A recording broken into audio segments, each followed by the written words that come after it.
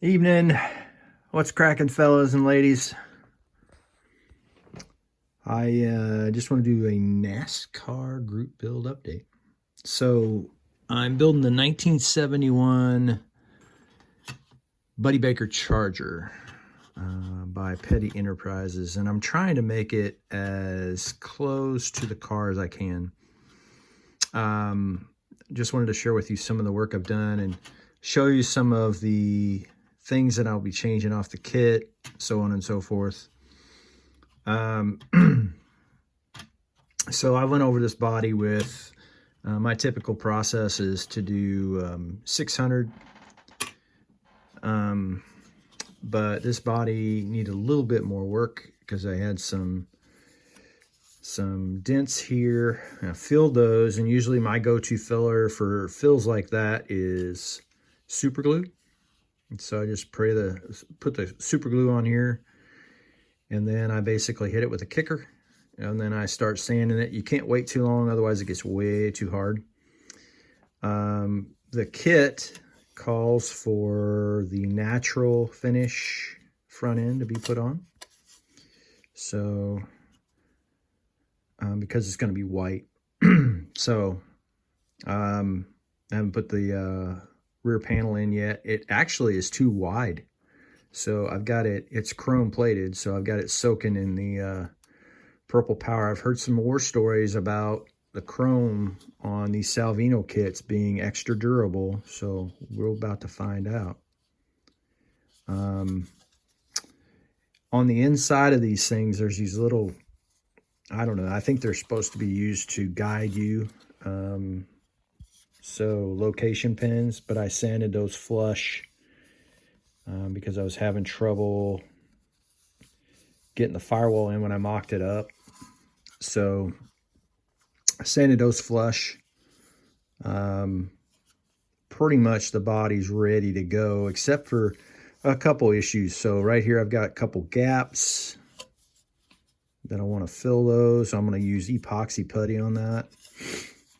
I've got a couple sink marks. I don't know if you can see that. There's a sink mark there. I didn't notice that before I glued this in, but there's a sink mark here. One of the things you can do with these kits is, one of the things that I personally like to do is I like to contact Model Car Garage and get their detail upsets. This was an expensive one. This was 35 bucks. But you can see the reward is well worth it because these inserts right here are worth it. These right here, these little guards right here that go on the bumper. So the kit comes with that molded in. It's molded right here on the end. Well, you can see that I've sanded that off because I want my photo etch to fit perfect. You still have the marks of where it's supposed to go. So I'll put those in there when I get ready. Let's see, what else can I tell you? The kit comes with molded in hood pins. So let's give you a look of that. I'll get the other hood out and show you. So molded in hood pins. The flat, which is what I wanted to go with, they were basically 3 of them, one on each corner and then one down the center. I was really worried about this mold line not turning out, but I got it to look pretty good. Sand those off. I've got the detail set here comes with hood pins, so I'll be using those. They also had some on the trunk. I've sanded mine flush.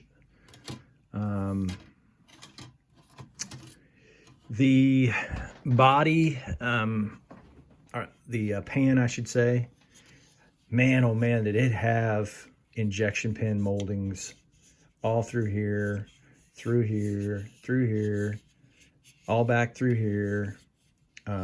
This is their standard universal pan that goes in every one of their models. It said to put it on the second one for wheelbase, so I did, second hole. I like to do my subsets ahead of time, so I've fitted the hoop bar on the front.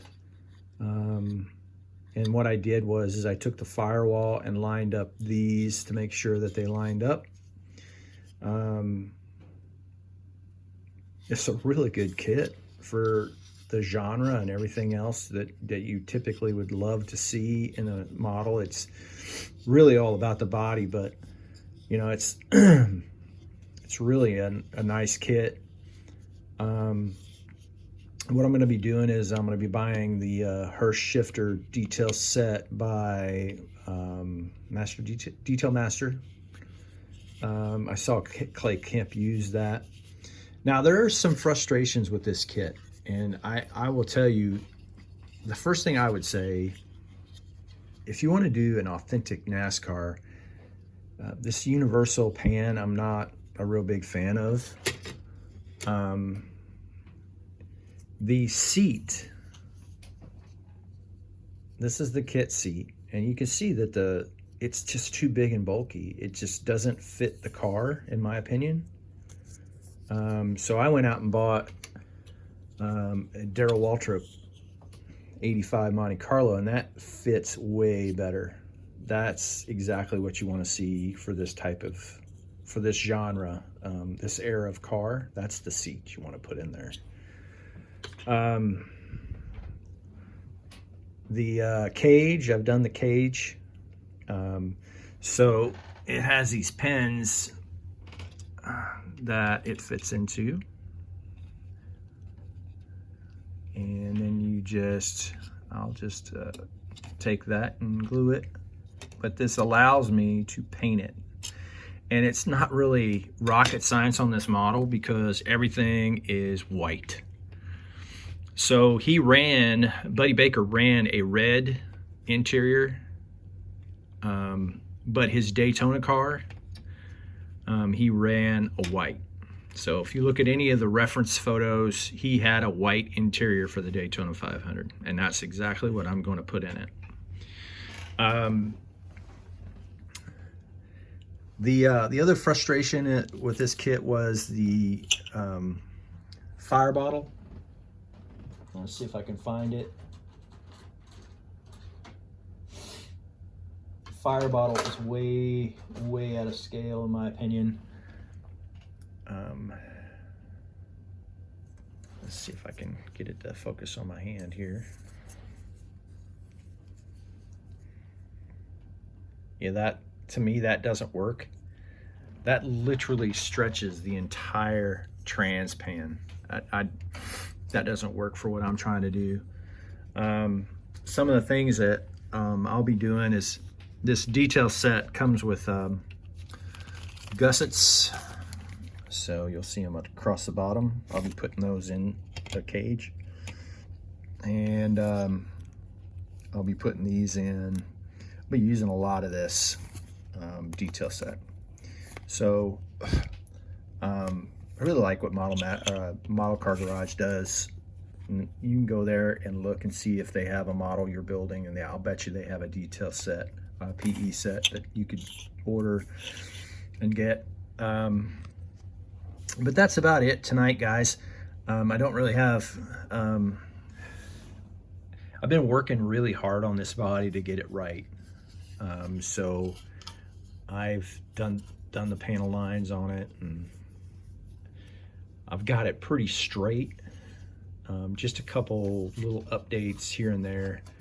And hopefully that pan will fit back here. I might have to whittle it down, or I've already carved on the inside here. But other than that, that's it for tonight, guys. We'll see you on the next update. Everybody, enjoy seeing your photos and your videos online, and everybody looks like they're having a blast with this. So thanks again, Jeff and Fred, for hosting this, and we'll see you in the next update, guys. This is Terry, I'm out.